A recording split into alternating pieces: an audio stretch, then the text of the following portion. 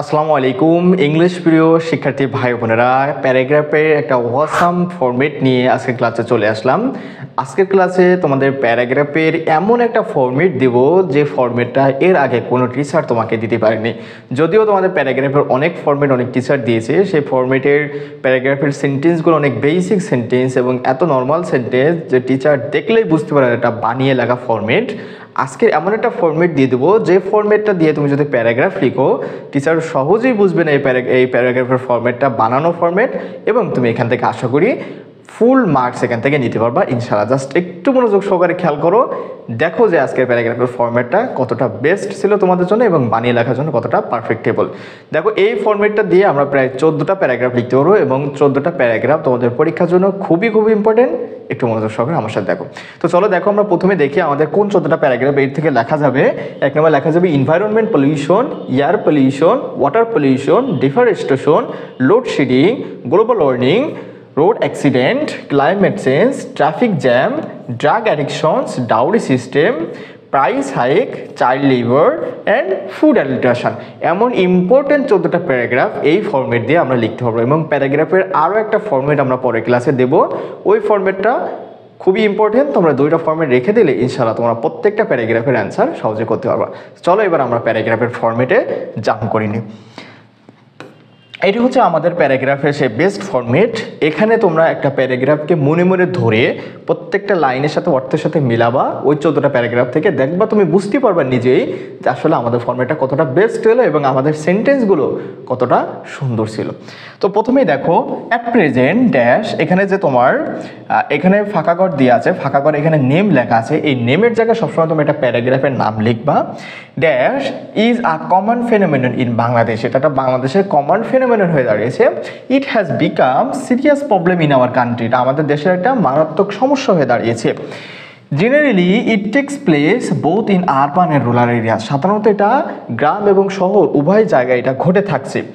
It is a great threat to human existence on earth, বিশ্ব থেকে মানুষ হারিয়ে যাওয়া, মানুষের অস্তিত্ব হারিয়ে যাওয়ার জন্য এটা একটা হুমকি স্বরূপ।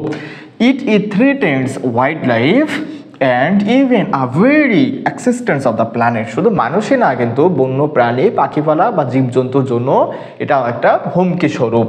So it is a must for us to know what এখানে প্যারাগ্রাফের নাম দেবো। ফর এক্সাম্পল আমি ডিফরেস্টেশন ধরলাম যে so it is a must for us, এটা আমাদের জন্য অবশ্যই দরকার টু নো জানা হোয়াট ডিফরেস্টেশন, বা ডিফরেস্টেশনটা কী সে সম্পর্কে আমাদের অবশ্যই জানা দরকার, কারণ আমরা বিষয়টা জানার সম্পর্কে না জানলে সেটা তো সলভ করতে পারবো না। ওকে, উই থিঙ্ক দ্যাট, আমরা মনে করি যে we the human beings are only responsible for, এটার জন্য একমাত্র মানুষই দায়ী এই সমস্যাটার জন্য। এখানে আমরা প্যারাগ্রাফের নামটা লিখব।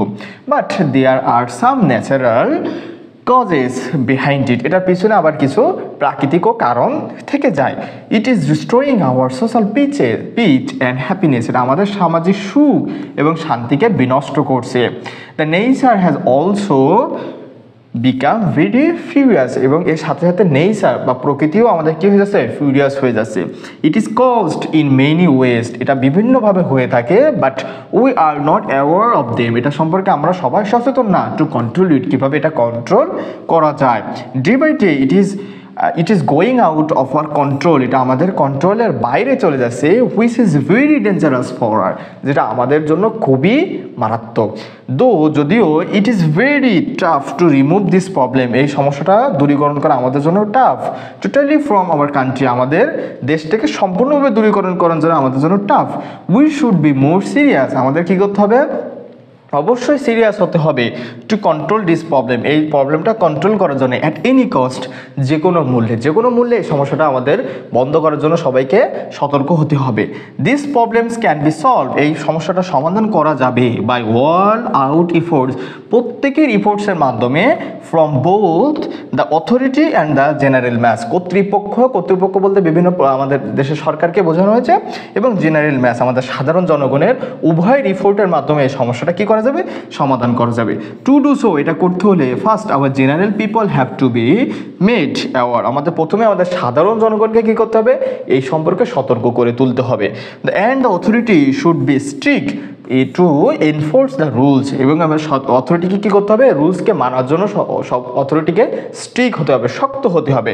তারপরে আমরা এখানে প্যারাগ্রাফের নামটা দিব ড্যাশ লিডস, অমুক প্যারাগ্রাফ লিডস, মনে করো deforestation leads us to the way of death, deforestation আমাদের মৃত্যুর জন্য একটা পন্থা হয়ে গেছে। So to live and happy healthy life, আমাদের যদি সুখী এবং স্বাস্থ্যবান জীবনযাপন করতে চাই ড্যাশ, এখানে প্যারাগ্রাফের নেম দেবো, যেরকম ডিফরেস্টেশন ধরলাম, ডিফরেস্টেশন মাস্ট বি চেকার, আমাদেরকে ডিফরেস্টেশনটা অবশ্যই কী করতে হবে, চেক করতে হবে, কারণ এটাকে বাড়তে দেওয়া যাবে না। It is high time for us, এটা আমাদের জন্য উপযুক্ত সময় টু ওয়ার্ক ওয়াইজলি, দলবদ্ধ হিসাবে কাজ করা, টু লিসেন, এটাকে কমিয়ে আনার জন্য ড্যাশ দ্য ড্যাশ, এখানে আমরা প্যারাগ্রাফের নামটা দেবো for listen the deforestation. Recently the government set up mobile courts to punish them, mobile courts চালু করছে, কারণ কি এখন দেখবো অনেক কিছু জায়গায় দেখবো অনেক কিছু দূষণ বা অনেক কিছু দুর্নীতির কারণে মোবাইল কী করছে, মোবাইল কোর্ট চালু করে দিয়েছে সরকার। Government should take more necessary steps, government আরও প্রয়োজনীয় পদক্ষেপ নিয়েছে টু স্টপ আমরা এখানে ডিফরেস্টেশনকে বন্ধ করার জন্য গভর্নমেন্ট আরও প্রয়োজনীয় পদক্ষেপ গ্রহণ করছে। দেখো তোমাদের যখন তোমরা একটা প্যারাগ্রাফ মনে মনে ধরছো এবং এটার সাথে মিলিয়ে অর্থ করছো, তোমরা নিজেরাই কিন্তু বুঝতে পারছো যে আজকের এই প্যারাগ্রাফের ফর্মেটটা অন্য টিচারের ফর্মেট থেকে কতটা বেস্ট ছিল, এবং এই ফর্মেটটা দিয়ে লিখলে আশা করি তুমি ইনশাল্লাহ পরীক্ষায় ভালো একটা মার্কস কিন্তু গেইন করতে পারবা। যদি আজকের এই ক্লাসের ফর্মেটটা তোমার ভালো লেগে থাকে তাহলে অবশ্যই ক্লাসটা শেয়ার করে তোমার অন্য ফ্রেন্ড সার্কেলকে দেখার সুযোগ করে দিবা, এবং আমাদের পেজে লাইক কমেন্ট করে আমাদের সাথে থাকবা।